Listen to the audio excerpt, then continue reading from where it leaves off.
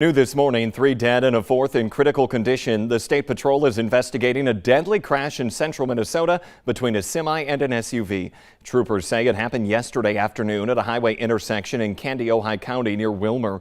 3 people in the SUV were killed. A 4th was airlifted to St. Cloud with life-threatening injuries. All 4 are from Missouri, and the 3 who died appear to be related. The driver of the semi was not seriously hurt. Police say a woman was being held against her will overnight and then managed to escape after the suspect threatened to kill her. That man then barricaded himself inside an apartment with a knife and a gun. Authorities had to use a robot to bring him a phone to establish contact. Around 2 yesterday afternoon, Garnica tried to run with a large knife but went back into the apartment after being hit with several rounds from a less than lethal beanbag shotgun. 2 hours later, police used tear gas and pepper spray to get him to surrender. Garnica and several officers were then treated for exposure to the gas, and Garnica was taken to a medical center for treatment for minor injuries. That case is now being forwarded to the Stutsman County State's Attorney's Office for formal charges. Now, and that's all related to a man who is in custody after an hours-long standoff with police in Jamestown. Nearby homes and daycare had to be evacuated during that time.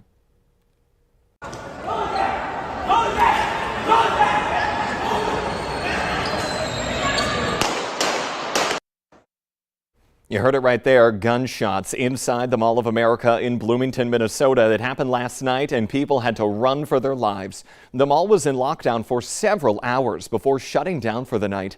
Police confirmed they did not find any victims in that shooting after 2 groups started fighting at the Nike store. One group left but then turned around and fired into the store. Police say no one is in custody yet and the mall will reopen today with increased security.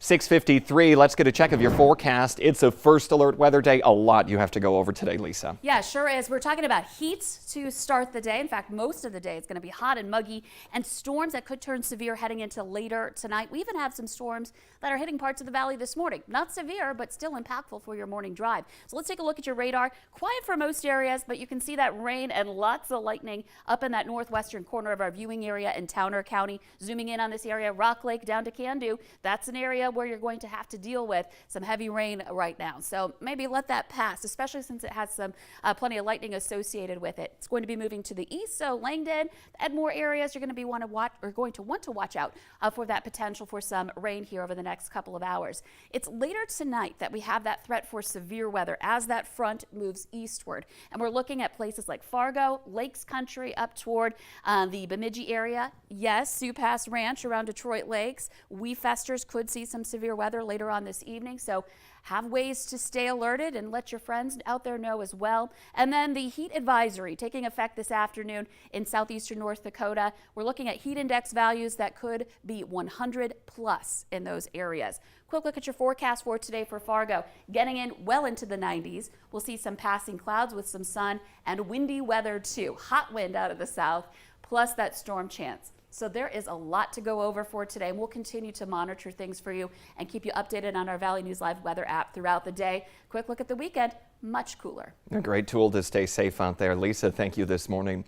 An elderly man is hurt in a crash in Ottertail County, Minnesota. The State Patrol says 76-year-old Alan Olson of Clitheroe left Highway 210 near Fergus Falls yesterday, went over an approach and then ended up in a field. He is expected to be okay. A Montana man is being held without bail in North Dakota jail after being convicted of 45 felony counts of promoting a sexual performance by a minor and possessing prohibited materials. Drew Noble of Libby, Montana, hid a camera in a bathroom in Williston and took pictures of a teenager. Police say he had large quantities of child sexual abuse materials on his electronic devices. The North Dakota Supreme Court is denying an appeal by a man convicted of killing 2 people, including a Grand Forks police officer. Salma Pendleton is charged with killing Officer Cody Holte in May of 2020. Pendleton's mother was also shot and killed during a shootout with police that day. He is serving time for murder, attempted murder, terrorizing, and reckless endangerment. Pendleton argued his constitutional right to a public trial was violated and that he was convicted of a non-cognizable offense. The former police chief of Brooklyn Center, Minnesota, is now suing city officials, alleging they forced him to resign for not immediately firing Officer Kim Potter, who shot and killed Dante Wright during a traffic stop in 2021.